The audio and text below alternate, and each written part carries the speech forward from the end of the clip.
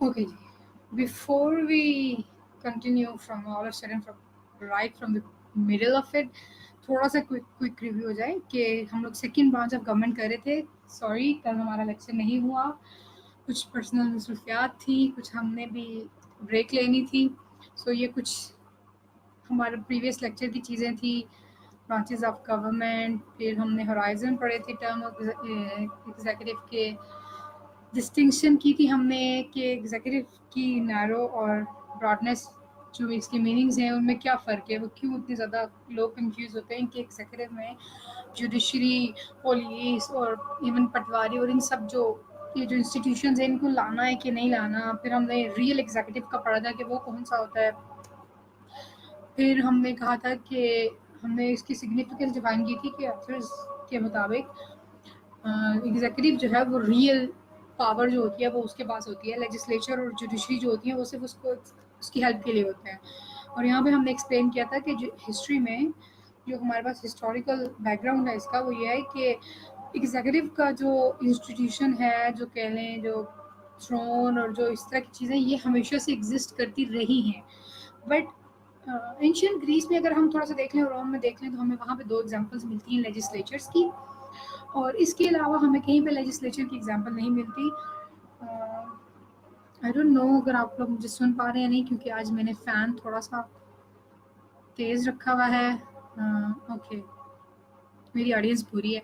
अगर आप लोगों को आवाज़ नहीं आ रही है, कुछ भी इशू है, तो प्लीज़ आप कमेंट ड्रॉप करें, नहीं तो फिर मैं कंटिन्यू करूँ। एक्चुअली यहाँ पे आज हीट बहुत ज़्यादा है तो मैंने फ़ैन जो है वो थोड़ा तेज़ रखा हुआ है और पीछे अजान की आवाज़ें भी हैं। सो आई डोंट नो कि आप लोगों को मेरी समझ आ रही है या नहीं। I think everything is fine. Okay, let me get back to my lecture. Okay, तो हम लोगों ने ये डिस्कस किया था कि इस वजह से क्योंकि एग्जीक्यूटिव जो रियल एग्जीक्यूटिव का इंस्टीट्यूशन है वो हमें हिस्ट्री में हमेशा अवेलेबल रहा है, हमने उसको देखा है, हमारे पास उसके एविडेंस हैं, वो चाहे किंग की सूरत में हो, चाहे वो खलीफतुल मुस्लिमीन हो, चाहे वो मोनार्क हो, चाहे वो कॉन्स्टिट्यूशनल मोनार्क हो, चाहे वो डिक्टेटर हो, हर शेप में, चाहे वो प्राइम मिनिस्टर हो, हर शेप में कहीं ना कहीं हमें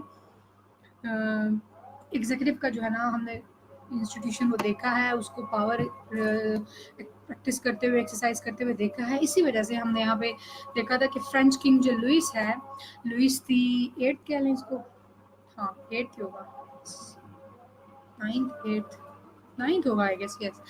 लुइस द नाइन्थ जो है वो उसके मुताबिक ही was noted as saying quote I am the state, क्योंकि जो जुडिशरी का इंस्टीट्यूशन था, जो ऑर्गन था, ब्रांच थी जो सेपरेशन ऑफ पावर में, ये भी हमें most of the time history में अंडर द थ्रोन ही मिला है, कि उसकी उसकी जो पावर थी वो हमेशा under the shadow of throne ही रही है। जो भी किंग मोनार्क चाहता था, क्वीन चाहती थी, उसने वही किया है। सो इस वजह से जो सेपरेशन ऑफ पावर थी वो हमें इस तरह कहीं पे मिलती नहीं थी। तो हम लोग बेसिकली जो पढ़ रहे हैं, ओके, हम लोग बेसिकली ये जो टॉपिक कवर कर रहे हैं ये अंडर आता है Montesquieu's theory of separation of power के अंदर। हम लोग इतने दिनों से जिसको चीज़ को कवर कर रहे हैं वो Montesquieu's theory of separation of power है। Separation of Montesquieu was a French thinker. जो लोग नए आए हैं, कुछ लोग, हमारी ऑडियंस इंक्रीज हो गई है, thank you for listening me. But हम लोग जो टॉपिक है मेन वो हमारा है सेपरेशन ऑफ पावर, और सेपरेशन ऑफ पावर के अंदर हम लोग 3 ऑर्गन्स और 3 ब्रांचेस को डिस्कस कर रहे हैं। फर्स्ट है लेजिस्लेचर, वो हम लोग कवर कर चुके हैं।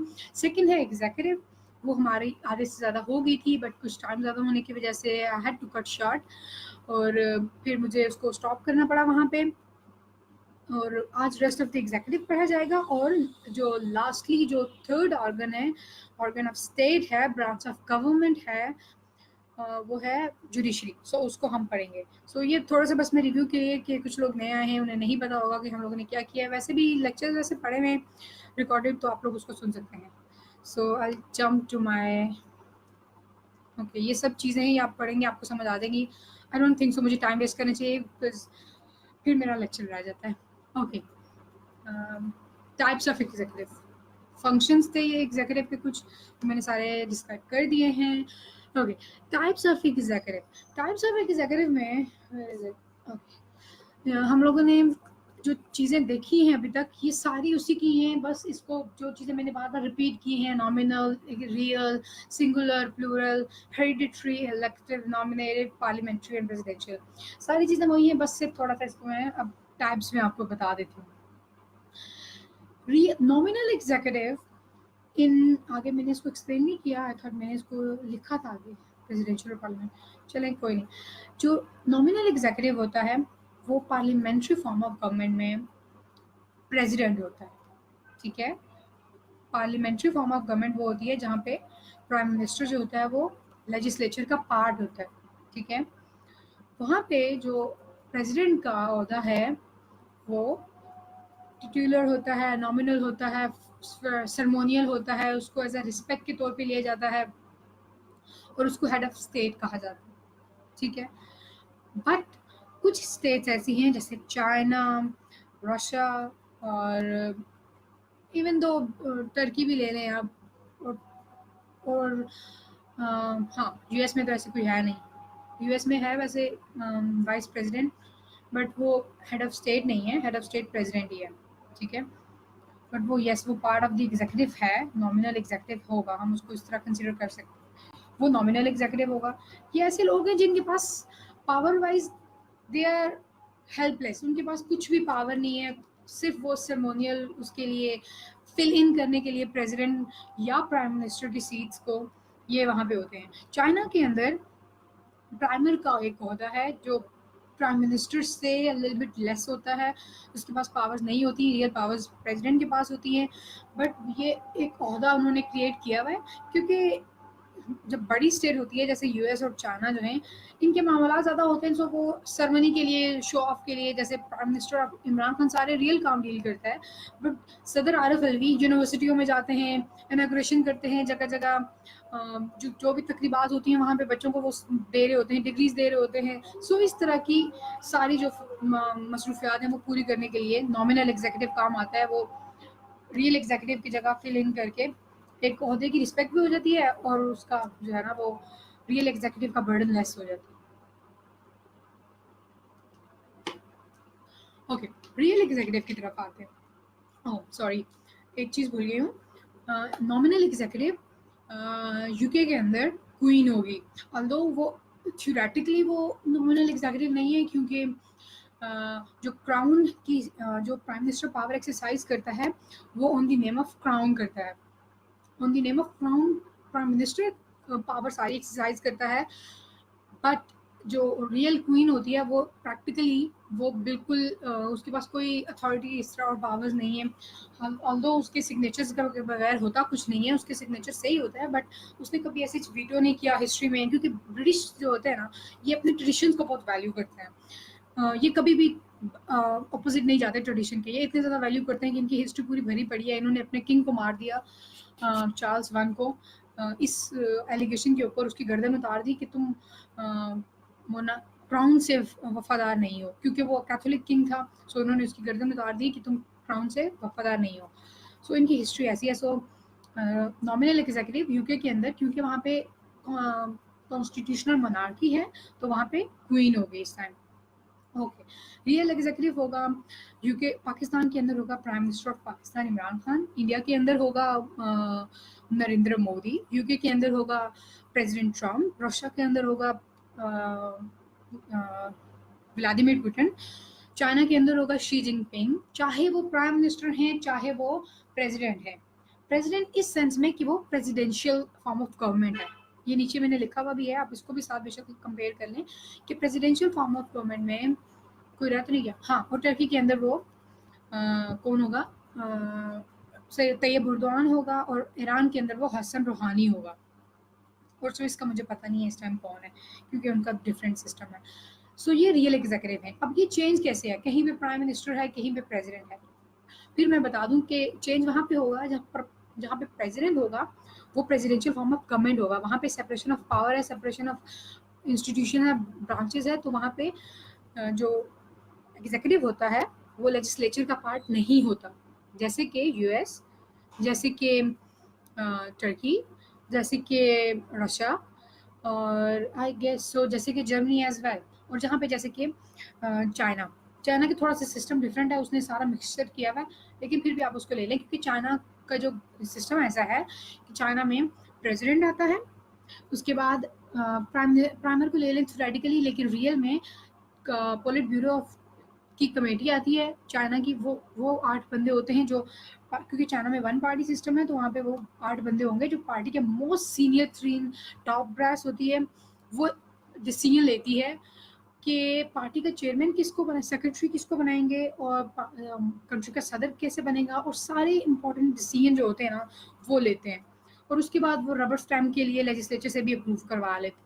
ठीक है, ओके, फिर आगे सिंगुलर एग्जीक्यूटिव और plural executive.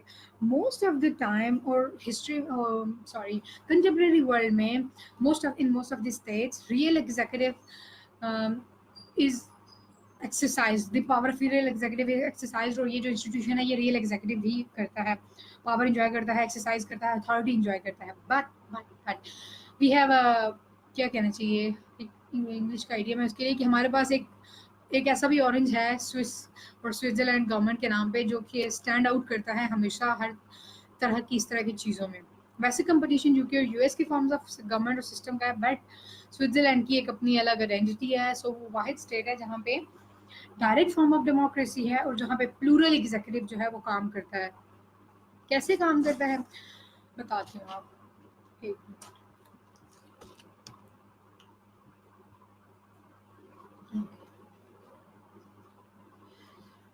Swiss federal council है एक स्विट्जरलैंड के अंदर, और वो तकरीबन कितने मेंबर्स पे है, 7 मेंबर्स पे। ठीक है, स्विस फेडरल है, हाँ, स्विस फेडरल काउंसिल जो है वो 7 मेंबर्स की एक काउंसिल है, जो कि at a time they each are independent, each one of them is independent and equally powerful, all right, but their chair, और जो चेयरमैन होता है इस उनके दरमियान जो है ना इज रोटेटेड अमंग देम, कि एक साल अगर एक चेयरमैन होगा तो अगले साल दूसरा चेयरमैन होगा। सो उनको 7 साल लगते हैं जहाँ पे वो पूरी चेयर वो कंप्लीट हो जाए, हर एक बंदा जो है वो चेयरमैन बन जाए, और उसके बाद वो अपने इलेक्शंस वगैरह करवाते हैं।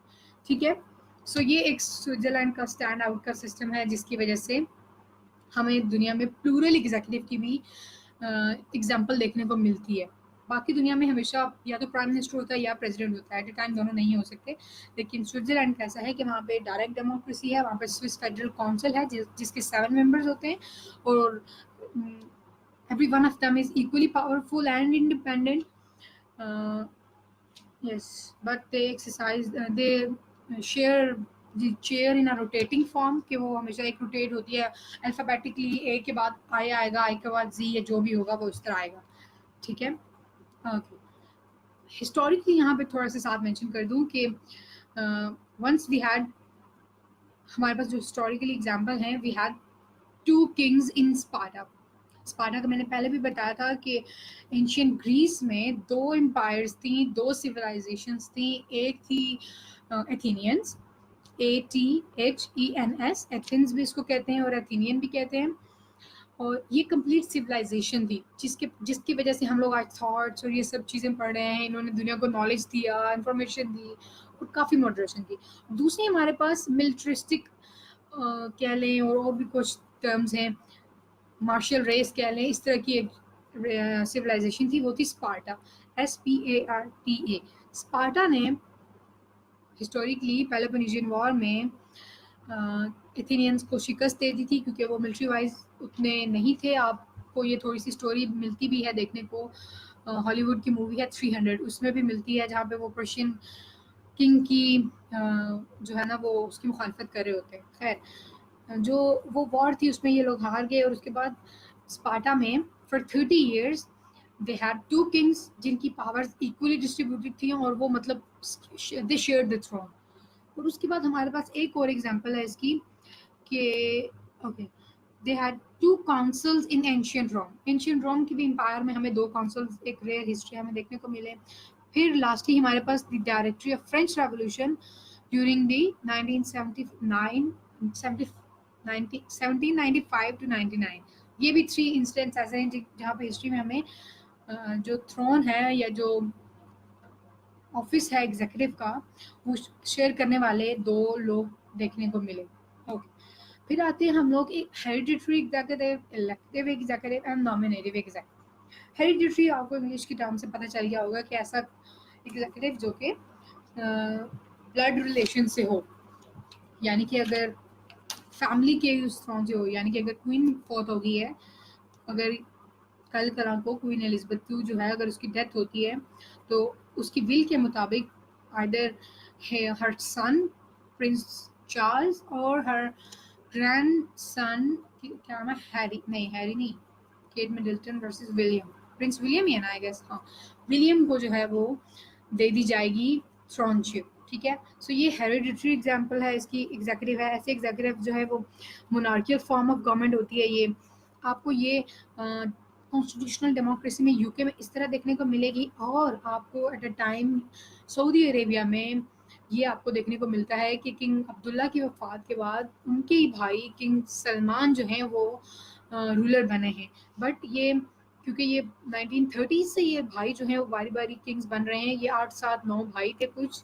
और उन्होंने सब ने बारी बारी, कोई भी इनमें से दरमियान से गायब नहीं हुआ, फोर्थ नहीं हुआ, कहीं नहीं गया, सब ने बारी बारी थ्रोनशिप जो है वो एंजॉय किए। और किंग सलमान जो है वो सबसे छोटे थे, और इनके बाद अब एमबीएस को क्यों इतनी पावर दी जाती, इतनी इम्पोर्टेंस दी जाती है, उसकी पॉलिसीज देखी जाती हैं, क्योंकि जो थ्योरिस्ट हैं, जो राइटर्स हैं, जो ऑथर्स हैं, वो ये जर्नलिस्ट हैं, जो एनालिस्ट हैं, वो ये कहते हैं कि right now MBS I mean Mohammed bin Salman, उसकी नॉर्मली उसको ऐसे एमबीएस ही कहा जाता है, एमबीएस जो है ही इज 33। सो दे से कि किंग सलमान को एक बीमारी है जिसकी वजह से वो चीज़ें ज़्यादा याद नहीं रख पाते, सारी पावर 2015 से एमबीएस एंजॉय कर रहा है, उसने जो जो डिसीजन लिए उसने अपने वालिद से प्रूव करवा लिए। सो दे से कि may be in 5 to 6 years king Salman में ही में डाई, और वो इस काबिल ना रहे कि वो थ्रोन एंजॉय कर सके। सो क्योंकि कॉन्स्टिट्यूशनल मोनार्की नहीं है, और जो ये जो किंग्स हैं, ये जो मोनार्क्स हैं, ये रियल पावर एंजॉय करते हैं, वहाँ पे डेमोक्रेसी नहीं है, तो MBS would be all in all in the Persian gulf, in the gulf. पूरे आपको पता होना चाहिए कि मिडिल ईस्ट के अंदर 2 रीजनल पावर्स हैं, सऊदी अरेबिया एंड ईरान, और इन दोनों में राइवलरी जो है वो रिलीजन से ज़्यादा पॉलिटिक्स पे है। बट ये भी नहीं कहना चाहिए, कुछ स्कॉलर को मैंने कहते हुए सुना कि नहीं जी रिलीजियस नाम की कोई राइवलरी नहीं है। ये मत भूलें कि if I am not wrong, अगर मेरी मेमोरी मुझे साथ दे रही है, तो इनका जो वो अब्दुल वहाब थे, जो इनके ओरिजिनल फोर फादर थे, जिन्होंने ये किंगडम की जो थ्योरेटिकल रिलीजियस जो बेस रखी थी, जिन पे वहाबीज़म निकला, उनको कत्ल किया था ईरानी शिया ने, ईरानी शीत ने, और उससे पहले भी इनकी इस तरह की आपस में राइवलरी चलती रही है। कुछ रिलीजियस ग्राउंड पे है, बट मोस्टली पॉलिटिकल ग्राउंड पे है, और रीजनल राइवलरी है कि रीजन के अंदर कौन जो है वो मोस्ट पावरफुल जो है वो होगा। और ये इस राइवलरी की वजह से अब ये इस हाल तक पहुंच चुकी है कि एमबीएस ने ओपन हैंडेडली उसने इसराइल को अपना एला एक्सेप्ट कर लिया है, और इसराइल ने अभी जो जर्नलिस्ट कत्ल हुआ था कुशोगी, उसमें इसराइल ने नेतन्याहू ने, जो उनका प्राइम मिनिस्टर है, उसने एमबीएस को बचाया, उसने ट्रंप को कॉल की और उसने बोला कि एमबीएस को इस तरह नहीं जाने दे सकते, ये एला है, और इसकी वजह से एमबीएस जो है वो अभी तक बचा हुआ है, और कोई भी इंस्टीट्यूशन अभी तक उसका कुछ नहीं बिगाड़ सका। हालांकि एमबीएस वाशिंगटन पोस्ट का जर्नलिस्ट था, और वाशिंगटन पोस्ट जो है वो एक पावरफुल इंस्टीट्यूशन है, जर्नलिस्ट में, जर्नलिज्म में उसकी की दुनिया में उसका अपना नाम है, वो क्रेडिबल है, बट अभी तक वो कुछ नहीं कर सकता। Okay, let's just get back to our original topic. Hereditary executive की तरफ आ रहे थे कि एमबीएस जो है उनकी मैंने एग्जांपल दे दी कि वो अगर किंग बन गए तो जैसे कि he would be the longest serving king of Saudi Arabia. So इसलिए उसकी पॉलिसीज को बहुत करीब से देखा जाता है, उसके ईच एंड एवरी स्टेप को देखा जा रहा है कि वो किस तरह सऊदी अरेबिया को सेकुलर करने पे लगा हुआ है, क्योंकि वो मॉडर्नाइज करके अपनी इकोनॉमी को बूस्ट करना चाहता है, उसको कोई फ़र्क नहीं पड़ता। और आपको पता होना चाहिए कि रॉयल फैमिली को कोई फ़र्क नहीं पड़ता कि वो कितना इस्लामाइज है सऊदी अरेबिया, क्योंकि वो they enjoy each and every कहना चाहिए पर्क्स एंड प्रिविलेजेस, और वो हर तरह की जो भी, चाहे वो गैर इस्लामी भी हों, वो सारे प्रिविलेजेस वो एंजॉय करते हैं। सो ये सिर्फ सऊदी पब्लिक के लिए है, और वो भी सिंस आफ्टर 1979, जो वो मक्का का क्राइसिस हुआ था, मक्का सीज जिसको कहा जाता है, तब से। Okay, They say that the term of office in hereditary executive, the term of office is lifelong, and the office goes according to the law of primogeniture. Primogeniture, रुको मैं इसकी स्पेलिंग भी लिख देती हूँ यहाँ पे.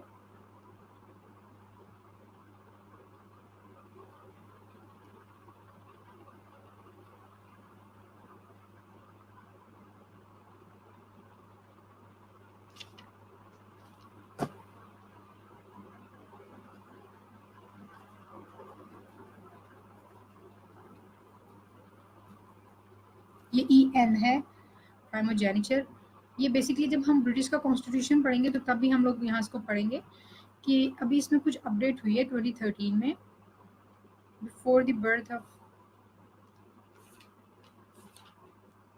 Princess Charlotte, oh sorry, primogeniture, what the hell, primogeniture is a law जिसके मुताबिक पहली औलाद जो है वो रॉयल, ये हर उसमें किंगडम में ये एक्सरसाइज किया जाता है, चाहे वो जापान हो कि किंगडम हो, इवन दो वो they are just constitutional monarchy, उनके पास कोई पावर नहीं है, चाहे वो थाईलैंड में हो, वहाँ पे काफ़ी ज़्यादा मोनार्की जो है वो पावरफुल है, चाहे वो किंगडम ऑफ सऊदी अरेबिया हो या वो ब्रिटिश जो मोनार्की है वहाँ पे हो. प्राइमोजेनिचर के लॉ के मुताबिक जो पहली औलाद होगी वो प्रेफरेंस पे होगी as a successor to the throne, ठीक है. बट ब्रिटिश में पहले ये था पहली मेल मर्द औलाद, फर्स्ट क्या कहते हैं, first male heir to the throne. Okay, so in 2013 they change this law. अब उन्होंने कहा है कि क्योंकि टाइम चेंज हो गया है, ब्रिटिश मोनार्की ने इसीलिए सर्वाइव किया है कि with the passage of time उन्होंने, अगर आप इनकी हिस्ट्री को देखें तो उन्होंने 365 डिग्री तक का चेंज ले लिया है, बहुत चीज़ें चेंज कर दी हैं. जैसे कि आप देख लें प्रिंस हैरी और मेगन मार्कल. अब जो क्वीन एलिजाबेथ के फादर थे जॉर्ज, उन्होंने अपने ये कभी भी वो नहीं थे सक्सेसफुल और कंसीडर्ड कैंडिडेट नहीं थे तो मोनार्की के थ्रोन के. इनके भाई थे एडवर्ड द सेवंथ और एट थे प्रोबेबली, बट उन्होंने अमेरिकन डायवोर्सी से शादी करने के लिए थ्रोन छोड़ दिया. सो उसके बाद से उन्होंने आई गेस इन 70s, अगर आप द क्राउन सीरीज आपने देखी है, हॉलीवुड की सीरीज है, तो उसमें भी है कि उन्होंने फिर ये लॉ चेंज कर दिया और अब डायवोर्सीज जो हैं वो शादी कर सकते हैं. जो है रॉयल ब्लड जो है जो कि किसी भी नंबर पे थ्रोन का वो हकदार आता है. प्रिंस हैरी जो है वो अब क्योंकि 3 बच्चे पैदा हो चुके हैं चार्ल्स के, विलियम के, सॉरी, सो उसकी वजह से उनका जो नंबर चेंज हो गया है, सो इसलिए उनको ज़्यादा फ़र्क नहीं पड़ा. बट ये अलाउ भी है कि अब वो डायवोर्सी से शादी कर सकते हैं. सो इस तरह के लॉज थे कुछ, वो चेंज हो गए. प्राइमोजेनिचर का लॉ भी चेंज हो गया. अब अगर पहली बेटी भी होगी क्वीन के उस ईयर में तो उसको भी प्रेफरेंस दी जाएगी, ठीक है. इलेक्टिव एग्जीक्यूटिव,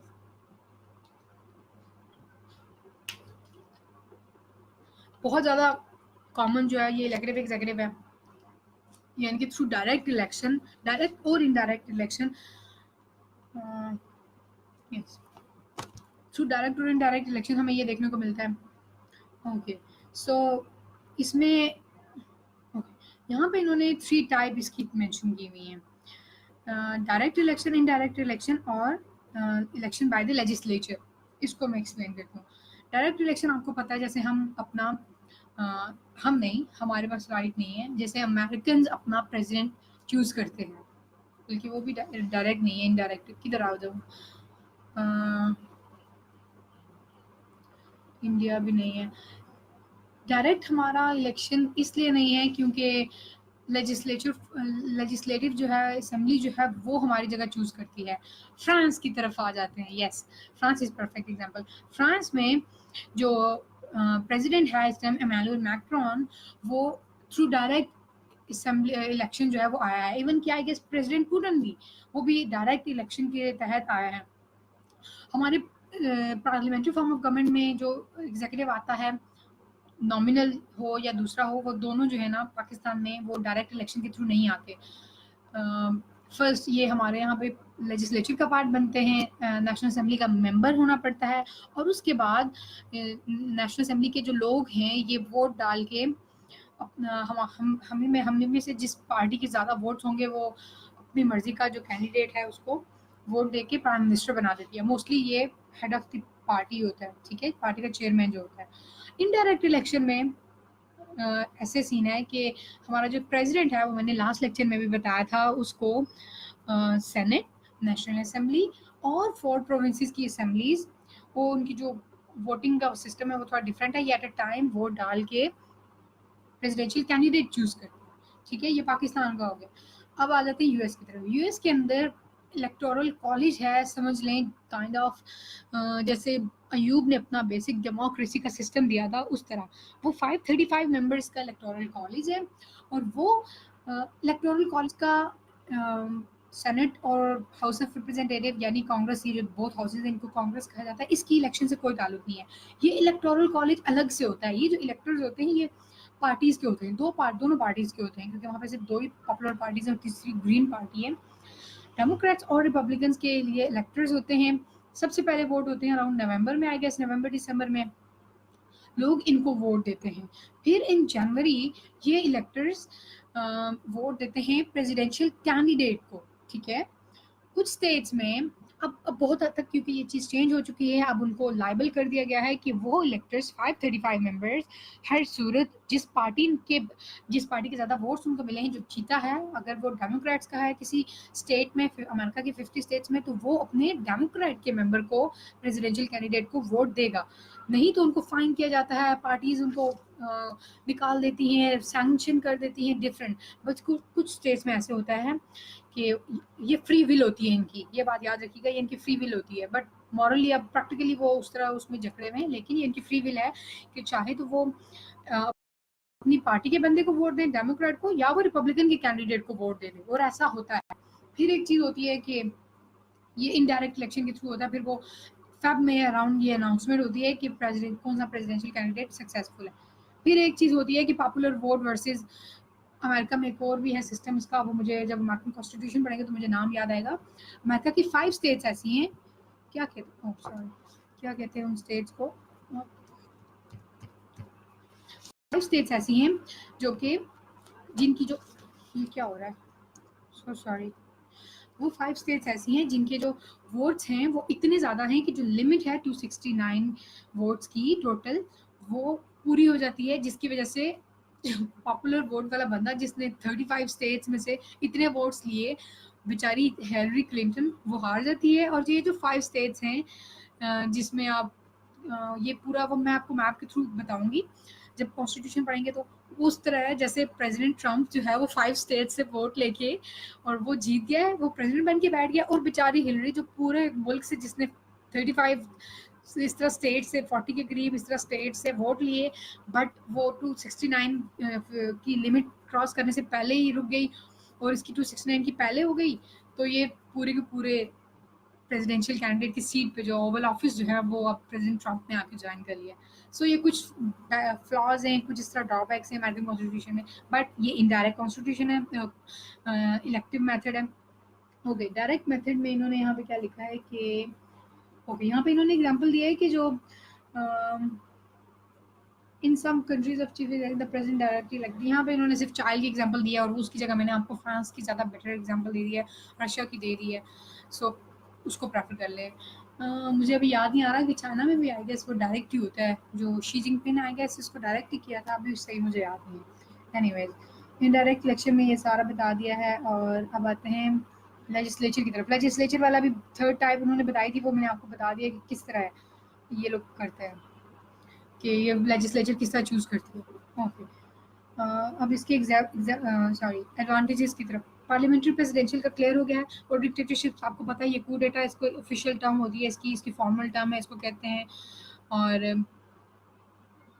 ये इसको कहते हैं इलेजिटिमेट पावर है, जो आप थ्रोन को, जो एग्जीक्यूटिव की सीट को हासिल करने के लिए एक इलीगल जो मेथड है, इसको रिकॉग्नाइज नहीं किया जाता, बट क्योंकि जब स्टेट इंटरेस्ट एट स्टेक हों तो फिर हमारी पाकिस्तान में भी डिक्टेटरशिप्स को रिकॉग्निशन मिली, चाहे वो इंटरनेशनल इन्वायरमेंट की वजह से थी या इंटरनल और डोमेस्टिक ऐसे हालात थे, मंजर थे, लेकिन इनको रिकॉग्निशन मिल जाती है। So yes, they are a type of executive, ठीक है।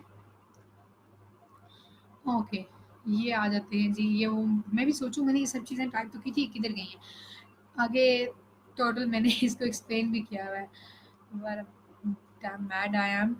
ये नॉमिनल और रियल एग्ज़ेक्टिव को मैंने ये सारा कर दिया है कि नॉमिनल जो होता है उसको टिटुलर भी कहते हैं और वर्सेस वो रियल एग्ज़ेक्टिव है और पार्लियामेंट्री फॉर्म ऑफ गवर्नमेंट में रियल जो है वो प्राइम मिनिस्टर होता है, सर्मोनियल जो है वो प्रेज़िडेंट होता है। सो ये आप चीज़ें देख लें। प्राइमर भी प्रेज़िडेंशियल फॉर्म ऑफ गवर्नमेंट में कहीं पे कुछ स्टेट्स में जैसे कि टर्की में रियल पावर जो है वो तैयब एर्दोगान एंजॉय कर रहा है, बट वहाँ पे प्राइम मिनिस्टर की सीट भी अभी तक वहीं पे इंटैक्ट है। बट चाइना में रियल पावर प्रेसिडेंट एंजॉय कर रहा है, बट वहाँ पे प्राइमर है, वहाँ पे प्राइम मिनिस्टर नहीं है, प्राइमर है। इसको ये प्राइमर इसलिए भी कहते हैं कि उसकी जो है वो सीट जो है वो उतनी पावरफुल नहीं होती, लेकिन ऑस्ट्रेलिया में भी प्राइमर है, लेकिन वो प्राइमर और डिप्टी प्राइमर 2 किस्म की टर्म्स होती हैं, लेकिन ऑस्ट्रेलिया में प्राइमर जो है वो रियल पावर एन्जॉय करता है। ओके, सिंगल और प्लूरल एग्ज़ीक्यूटिव भी है, ये भी मैंने सारा बता दिया है। All the executive powers are in the hands of one individual. President Trump को देख लें, और फिर ये प्लूरल में स्विस फेडरल काउंसिल हो गई है, 7 मेंबर्स हो गए हैं, और ये सब चीज़ें मैंने मेंशन कर दी हैं, और मैं आगे करना भूल गई, सो सॉरी। हेरिडिटरी में बता दिया सारी सक्सेस बेस्ड लॉ ऑन प्रोमिजेनिचर, और ये केस है जापान, थाईलैंड, ओके, ये भी नॉमिनेटेड नॉमिनेटेड एग्जीक्यूटिव ये किसकी टाइप थी? ओके, ये लास्ट वाले की टाइप थी आई गेस। इलेक्टिव एग्जाम्पल के हाँ यस, इलेक्टिव इलेक्टिव एग्जीक्यूटिव के बाद जो थर्ड टाइप थी वो थी नॉमिनेटेड एग्जीक्यूटिव की तरफ। नॉमिनेटेड एग्जीक्यूटिव्स जो होते हैं नॉमिनेशन के थ्रू होते हैं। नॉमिनेशन कैसे? अब ये जो नॉमिनेशन है ये इट कैन बी, अब इसकी थोड़ा-सा ये ना आउटडेटेड सिस्टम है, लेकिन फिर भी क्योंकि ये एग्जिस्टेंस में है तो हम उसको मेंशन करते हैं। कुछ ब्रिटिश की कॉलोनीज़ में, डोमिनियंस में अभी तक एक इंस्टीट्यूशन है, एक इदारा कायम है गवर्नर जनरल का, ठीक है? ये एक सीट है, ये भी एक पार्ट ऑफ एग्जीक्यूटिव है। वो तब टोटली सर्मोनियल है, उसके पास कोई पावर नहीं होती, बट वहाँ पे ये ओहदा है। और वो ये जो गवर्नर जनरल का ओहदा है, ये मैंने नीचे एग्जांपल्स में भी दिया हुआ है। ये ब्रिटिश क्राउन जो होता है वो उनको नॉमिनेट करता है, और ये कनाडा में भी है, और आई गेस अगर मैं गलत नहीं हूँ तो ये ऑस्ट्रेलिया में भी है, और कुछ ब्रिटिश की जो छोटी-छोटी इधर आइलैंड्स भी हैं वहाँ पे भी होता है। सो वहाँ पे ब्रिटिश क्राउन जो है वो इसको नॉमिनेट करता है, और ये सेरेमनी के तौर पे यूनिफॉर्म पहन के बस, और ये होते पुराने बूढ़े से होते हैं, और वहाँ पे जाके ब्रिटिश क्राउन को रिप्रेजेंट करते हैं, ठीक है? उन्होंने अपना रिश्ता नहीं ख़त्म करना चाहा ब्रिटिश मोनार्की से, सो उन्होंने इसको कायम रखा। फिर लास्टली हमारी लास्टली है, यस, थैंक गॉड। लास्टली फिर एग्जीक्यूटिव में जो इम्पोर्टेंट चीज़, जो इम्पोर्टेंट क्वेश्चन है, जो इम्पोर्टेंट टॉपिक है वो है ड्यूरेशन ऑफ टर्म और duration of office of executive. USA में ये टर्म जो है वो 4 इयर्स है। पाकिस्तान, इंडिया और यूके में ये 5 इयर्स है, और ये जो दोनों उसमें टाइप्स ऑफ गवर्नमेंट्स में सिर्फ एक दफ़ा और प्रेसिडेंट जो है वो री इलेक्ट हो सकता है। और कुछ स्टेट्स में उनका, मैं सॉरी इस टाइम मैं जल्दी में थी तो मैं आगे मेंशन नहीं कर सकी, कुछ स्टेट्स में ये 6 टू 7 इयर्स भी है ये ऑफिस, बट जो ज़्यादा प्रैक्टिस किया जाता है वो प्रेफरेबल है वो 5 इयर्स है। हम मोस्ट ऑफ द स्टेट्स में ये 5 इयर्स है, बट आपको पता है अगर वो डिक्टेटर होगा तो वो 30 इयर्स के लिए है, उसके लिए आप भूल जाए कि उसने जल्दी वापस जाना है। ओके, ये टॉपिक हमारा ख़त्म हो गया है। आप में से अगर किसी को कोई क्वेश्चन करना है, मैं थोड़ा सा देर 1-2 मिनट की वेट कर लेती हूँ क्वेश्चन का, और उसके बाद हम लोग विल स्विच ऑन टू और मूव विद दिस इंटरनेट का कनेक्शन जो भी प्रॉब्लम है, अगर वो रिजॉल्व हो जाते हैं तो I will get back to our lecture on judiciary. Thank you so much, thank you for listening me, thank you.